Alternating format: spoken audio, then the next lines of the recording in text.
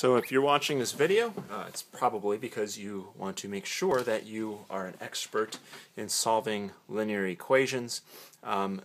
This particular video is focusing on the combination method. So as a review, there are three primary ways that can be, these are not the only ways, but these are three primary ways that you can solve a system of equations using substitution, by graphing them, or using the combination method, otherwise sometimes called the elimination method because you are eliminating one of the terms, or sometimes we call it the adding method because you'll see that we add equations in this method.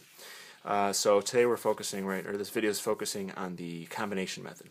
So if you watch the substitution method video, you saw this particular system used. Now, what I'd like to show you is how this exact same system, which, by the way, right now, I'm going to tell you the solution is 1, 5. So, and you know that if you saw the other video.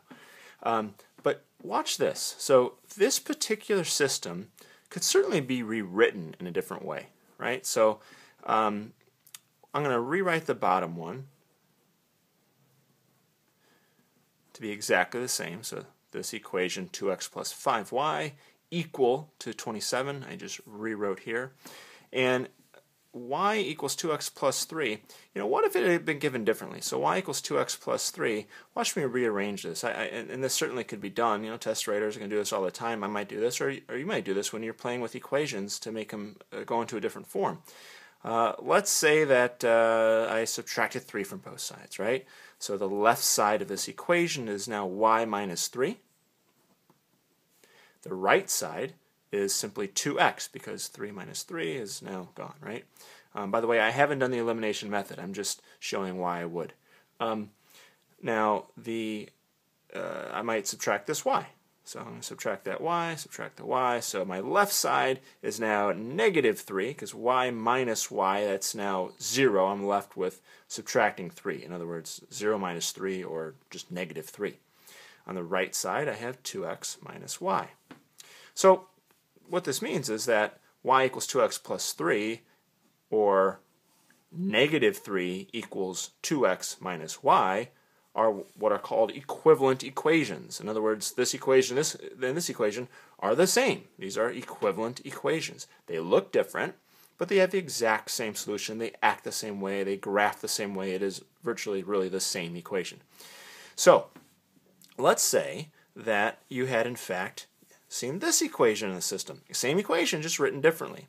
By the way, we also know that this could be flipped, right? So put 2x minus y on the left side, and on the right side put negative 3, right? So this is my long-winded way of telling you, what if this very system had been rewritten to look like this?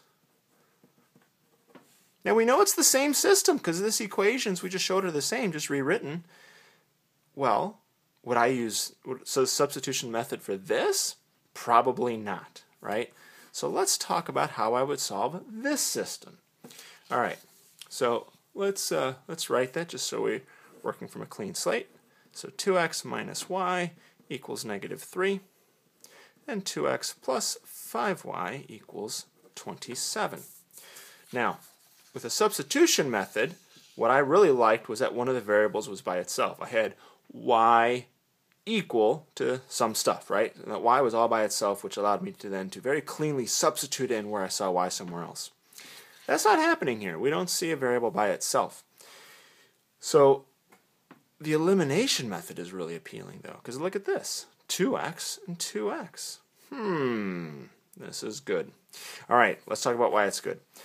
What you really want to look for are opposite coefficients.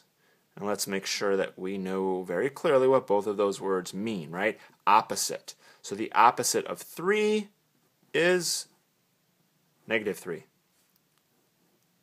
The opposite of, pick any randomly, I'm choosing negative 11.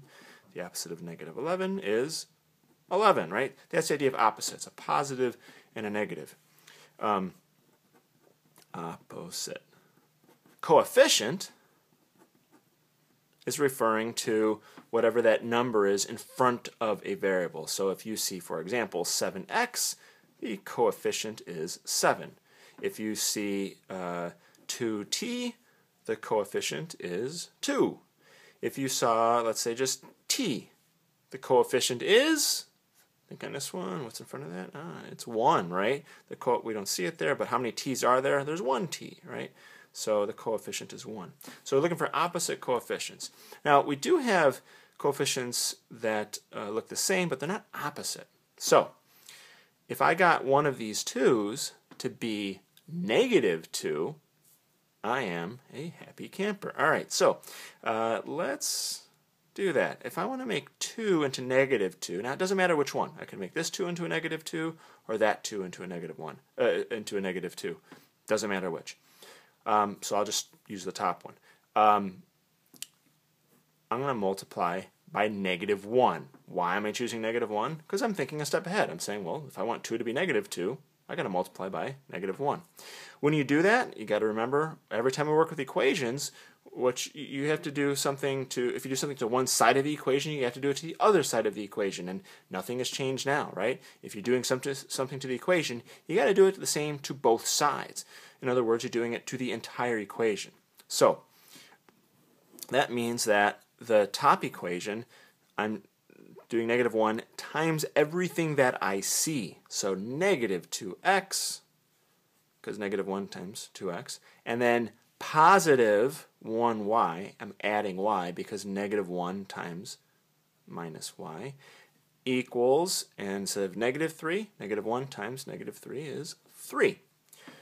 The bottom one I haven't touched, so I'm just rewriting it. Now I've achieved my goal, and you can see it right here. The -2 and the +2 are opposite coefficients. Fantastic. Now, once you have the opposite coefficients, you're going to be able to add and see that variable just go away, right? So I'm adding down. I'm adding up the two equations to create a third equation. So -2x plus 2x, that's nothing, that's 0.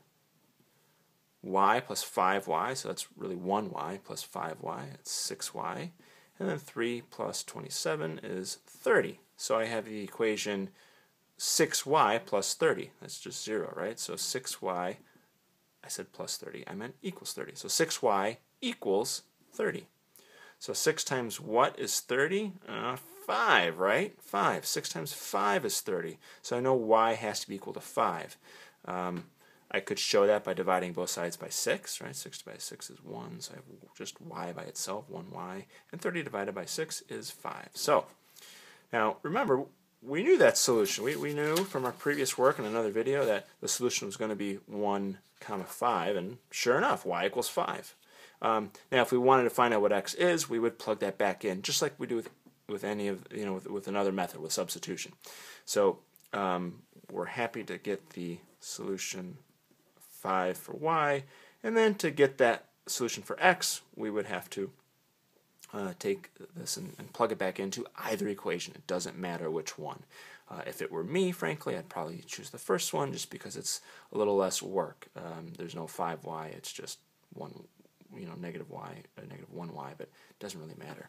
In fact, you know what? Hell, let's challenge ourselves. 2x plus 5y equals 27. So 2x plus 5y, where y is 5, equals 27. And then so 2x plus 25 equals 27.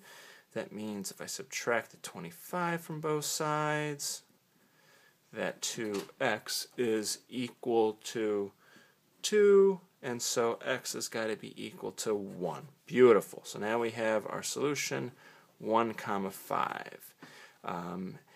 And that is how you can solve using elimination.